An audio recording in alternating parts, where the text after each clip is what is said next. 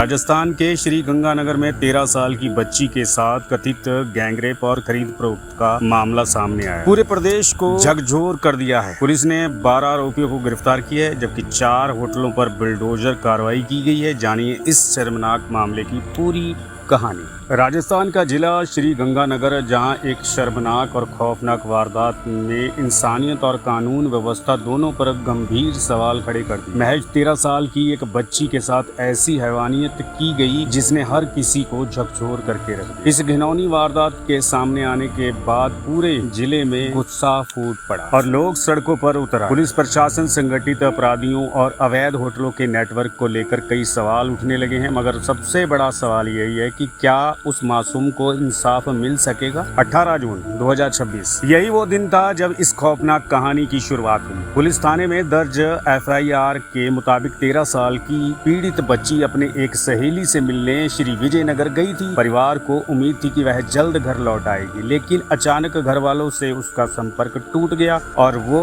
लौट कर घर नहीं आई। उसे तलाश किया गया, लेकिन उसका कुछ पता नहीं चला। उसकी कोई खबर ना मिलने पर घर वालों की चिंता बढ़ने गई और कुछ ही घंटों में यह मामला एक रहस्यमय गुमशुदगी में बदल गया। घर वाले पुलिस के पास पहुंचे, मदद की गुहार लगाई। तहरीर लेने के बाद पुलिस हरकत में आ गई। पुलिस जांच के मुताबिक उसी रात बच्ची श्री गंगानगर पहुंची थी और घर जाने के लिए एक ई-रिक्शा में बैठी। आरोप है कि उसी दौरान राम बाबू नाम का एक ई-रिक्शा चालक उसे मिल गया। उसने बच्ची को बातों ही बातों में विश्वास में ले लिया और उसे घर छोड़ने का भरोसा दिया। लड़की उसके साथ ई-रिक्शा में बैठ गई। उसे इस बात का अंदाजा भी नहीं था कि अगले कुछ मिनटों में उसके साथ क्या होने वाला। राम बाबू उसे सीधे पहुंचने के बजाय एक होटल में ले गया, जहां उसने लड़की को होटल संचालक के हवाले कर दिया। बताया जा रहा है कि इस लड़की के बदले उसे काफी मोटी रकम मिली थी। अब वो मासूम बच्ची ऐसे जाल में फंस चुकी थी जहां से निकलना उसके लिए नामुमकिन सा हो गया था। इस मामले की तफ्तीश में जुटी पुलिस बताती है कि जांच में सामने आया कि बच्ची को सबसे पहले होटल जाइन ले जाया गया, जहां उसके बाद अगले कई दिनों तक उसे एक होटल से दूसरे होटल में ले जाया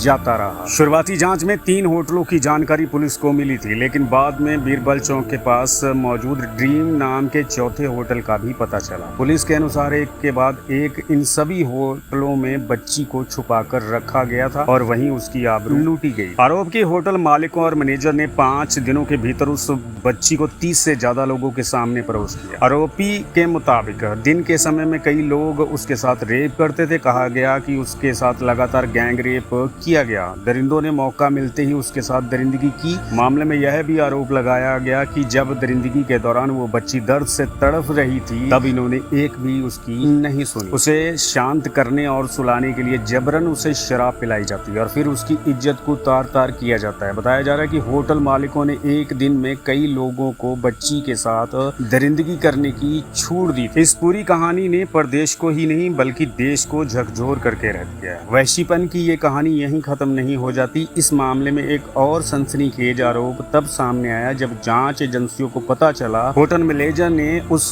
बच्ची की तस्वीरें खींचकर सोशल मीडिया पर भेजी थी। इसी के बाद दरिंदगी का वो शर्मनाक खेल शुरू हुआ। उसके चलते कई लोगों ने उस बच्ची को अपनी हवस का शिकार बनाया। ये वही लोग थे जो बच्ची की आबरू का सौदा करने के लिए बारी बारी से होटल पहुंचे थे। पुलिस के अनुसार बच्ची की इन्हीं तस्वीरों के जरिए कई अहम सुराग जांच करने वाली टीम के हाथ लगे। उधर बच्ची के लापता होने के बाद परिवार ने पुलिस में गुमशुदगी की रिपोर्ट दर्ज कराई थी। पुलिस ने शुरू की और 22 जून को होटल आइन में उसको बरामद कर लिया। उसके बाद मामले की परतें खुलनी शुरू हुई है। जांच आगे बढ़ी तो यह मामला कथित तौर पर संगठित अपराध और मानव तस्करी के एंगल्स तक पहुंच गया। पुलिस ने इस मामले में अब तक 12 आरोपियों को गिरफ्तार किया है। आए गए लोगों में ई-रिक्शा चालक जो था वो भी शामिल है। राम बाबू उसका नाम था। मयंक सेन, होटल मैनेजर हरदीप नाथ और सचिन सहित कई अन्य आरोपी शामिल हैं। इसके अलावा दीपक और तरुण नाम के 2 अन्य व्यक्तियों को भी गिरफ्तार किया गया है। पुलिस का कहना है कि कुछ आरोपियों ने सीधे अपराध किया है, जबकि कुछ ने इस गुनाह में सहयोग किया है। श्री गंगानगर के SP हरिशंकर यादव की निगरानी में अब विशेषज्ञों की टीम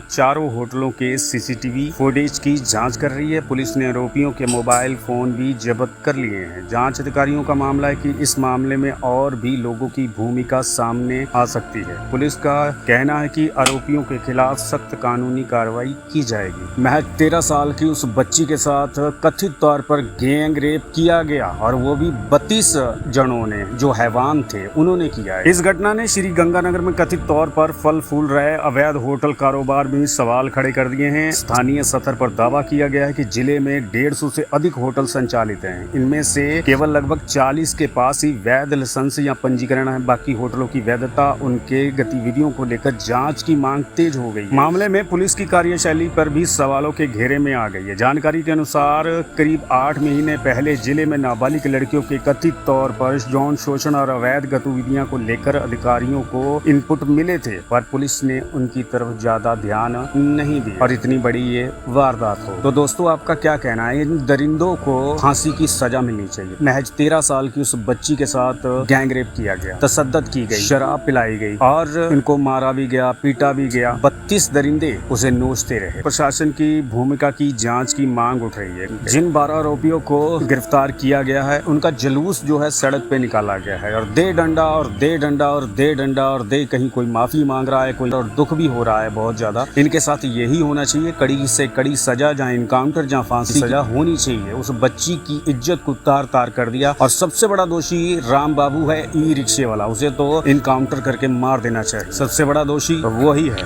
तो दोस्तों, आपका कमेंट सेक्शन में बताना जरूर, अपने अपने विचार जरूर रखना और हमारा यूट्यूब चैनल छोटी क्राइम स्टोरी को लाइक करना, सब्सक्राइब करना, बेल आइकन की घंटी जरूर दबा देना। सत श्री अकाल।